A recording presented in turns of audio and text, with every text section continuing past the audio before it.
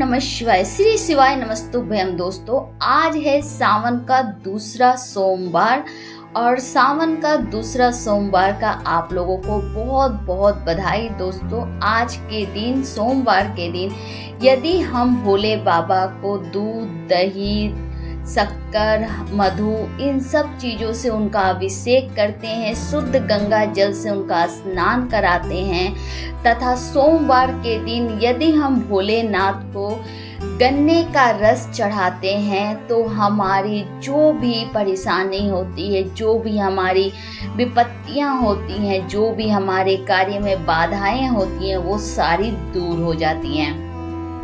और साथ ही साथ सावन का व्रत करने वाले, उपवास करने वाले यदि सावन का विधि से सावन सोमवार का पूजा करते हैं तथा कथा सुनते हैं तो महादेव उन्हें उनका मनवांछित फल अवश्य देते हैं। तो दोस्तों, आज मैं आपको एक बहुत ही महत्वपूर्ण सावन सोमवार से संबंधित एक बहुत ही अच्छी कहानी सुनाने वाली हूँ, कथा सुनाने वाली हूँ। दोस्तों, आशा करती हूँ कि आपको यह कथा अच्छी लगेगी।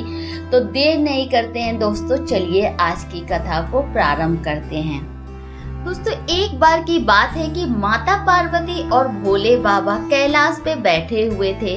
तो माता पार्वती का बहुत ही मन हुआ कि वो क्यों न जाकर मृत्यु लोक का भ्रमण करे और भोले बाबा अपने तपस्या में लीन थे। माता पार्वती मृत्यु लोक का भ्रमण करने चली गई। जब वह मृत्यु लोक पर आई तो वह देख रही हैं कि सोमवार के दिन में भोलेनाथ की हर एक मंदिर में पूजा आराधना हो रही है। सब लोग श्री शिवाय नमस्तुभ्यम का जाप कर रहे हैं, ओम नमः शिवाय का जाप कर रहे हैं, दूध दही से अभिषेक किया जा रहा है, भोलेनाथ का गंगा स्नान कराया जा रहा है, उनका बहुत ही धूमधाम से फल फूल से काफी ज्यादा उनकी पूजा की जा रही है। यह देख माता पार्वती अत्यंत प्रसन्न हुई और जब वह कैलाश पे लौटी तो वह भोलेनाथ से कहने लगी, हे स्वामी, मृत्यु लोक पे आपकी कितनी पूजा पाठ होती है। मृत्यु लोक पे तो आपका जय जयकार होता है, सब लोग आपकी पूजा आराधना करते हैं, तो फिर आप उनकी हर इच्छा क्यों नहीं पूरी करते हैं। मैंने मृत्यु लोक पे आपको भक्ति करते हुए बहुत ही भक्तों को देखा जो दिल से पूजा पाठ, दूध दही से आपके शिवलिंग का अभिषेक करते हैं, आपकी आराधना करते हैं, फिर वह दुखी क्यों रहते हैं। तो भोलेनाथ ने कहा कि हे पार्वती, यह सब लोग सच्चे भक्त नहीं हैं, यह काफी ज्यादा दिखावा करते हैं, यह मेरे सच्चे भक्त नहीं हैं।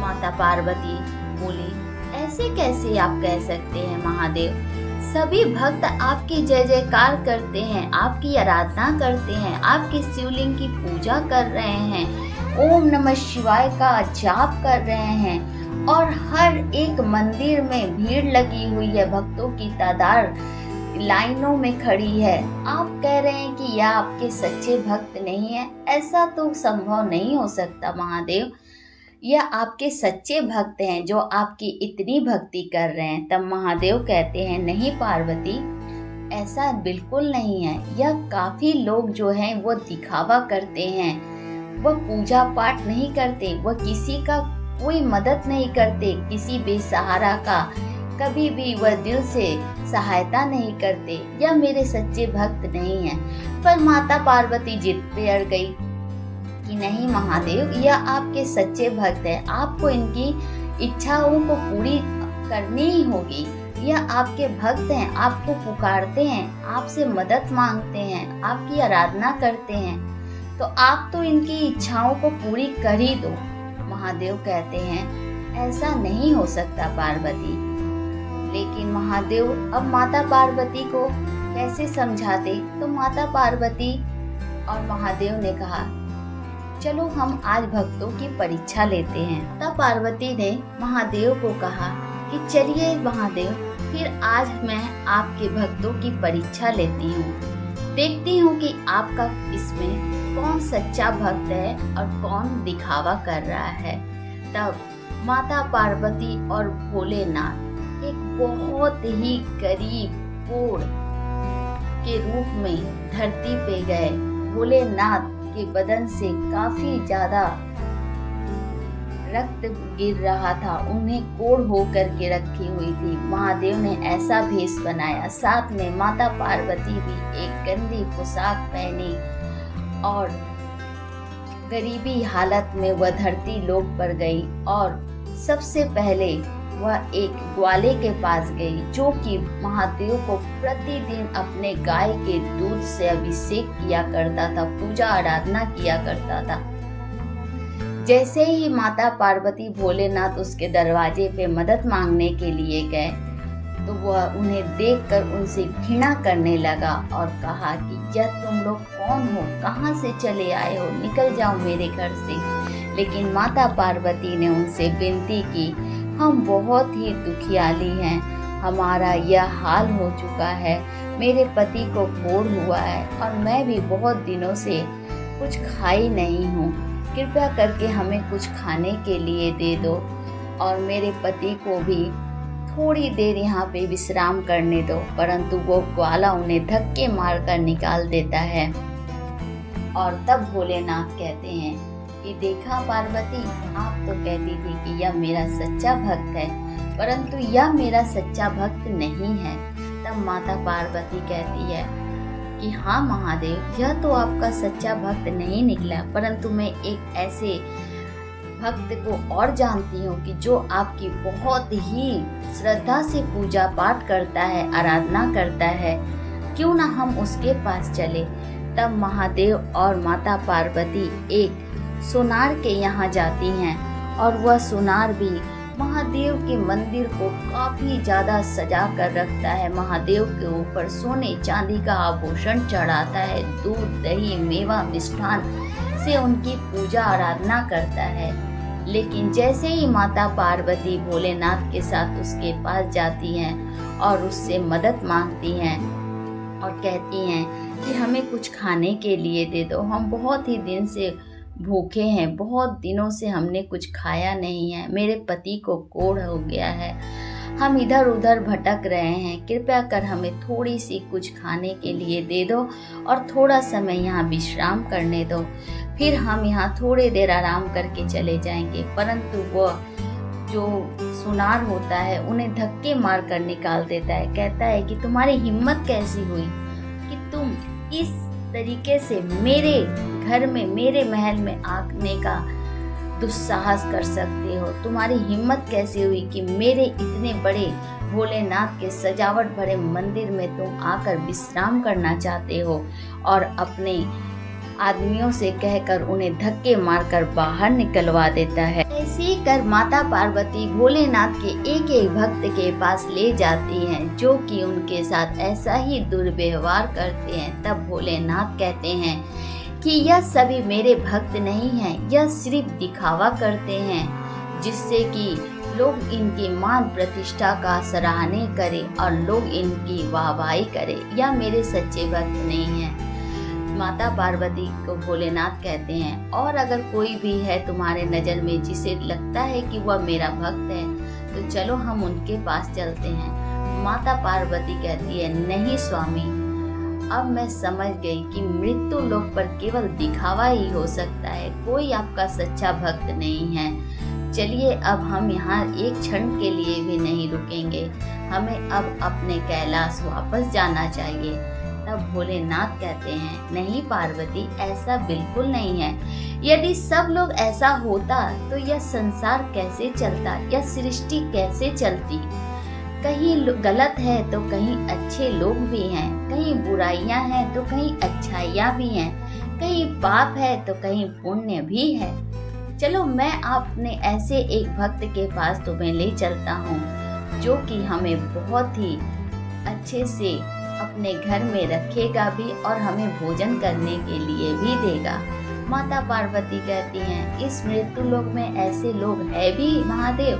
महादेव कहते हैं अवश्य पार्वती, चलो मैं तुम्हें अपने ऐसे एक भक्त से मिलाता हूँ।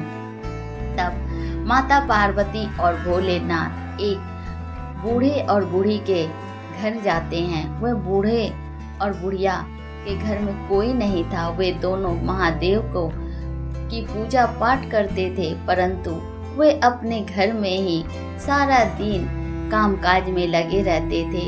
2 वक्त क्या खाना उन्हें किसी तरीके से नसीब हो जाता था, बस वे यही करते थे और महादेव की भक्ति में लगे रहते थे।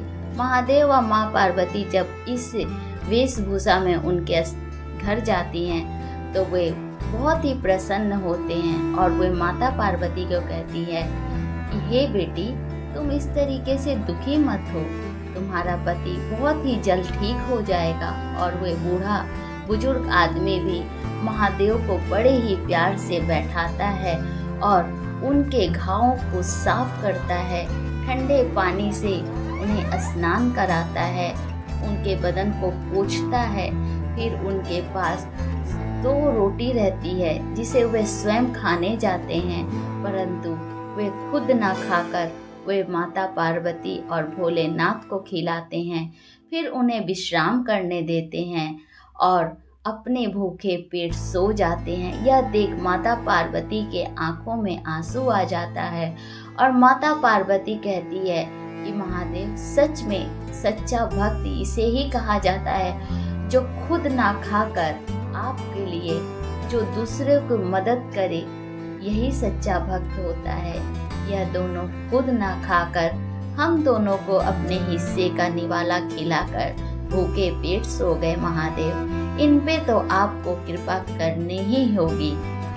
तब महादेव कहते हैं, हाँ पार्वती, ऐसे लोगों की मदद मैं अवश्य करूँगा।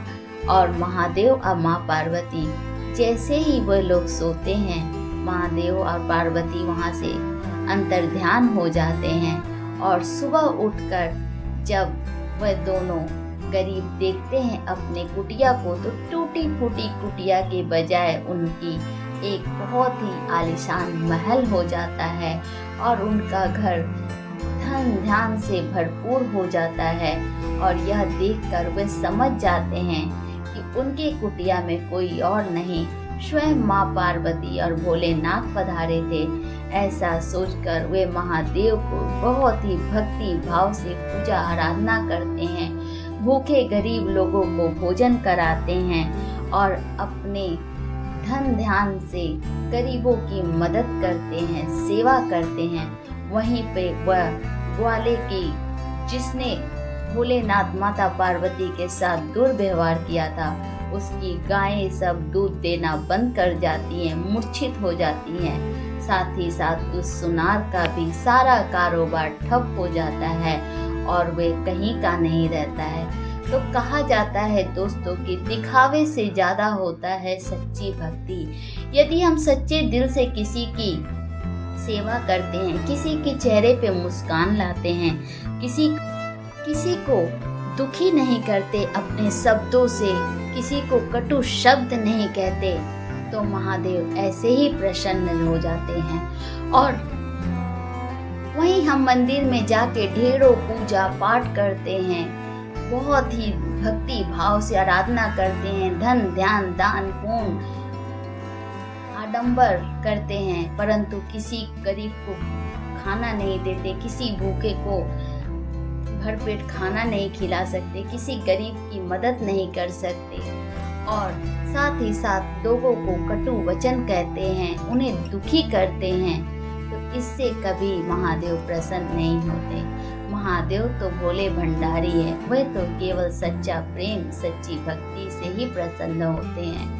तो आशा करती हूँ दोस्तों आज की कहानी आप लोगों को अच्छी लगी होगी। कहानी अच्छी लगी है तो वीडियो को लाइक चैनल आशा करती हूँ दोस्तों आज की कहानी आप लोगों को अच्छी लगी होगी। कहानी अगर अच्छी लगी है दोस्तों तो चैनल को सब्सक्राइब करके बेल आइकन को जरूर प्रेस कर लीजिएगा, सारी कहानियों को सुनने के लिए, सारे उपायों को जानने के लिए, महादेव की सारी पूजा पाठ विधि को जानने के लिए। तो दोस्तों मिलती हूँ इसी तरीके से एक नए उपाय नए कहानी के साथ, तब तक के लिए हर हर महादेव।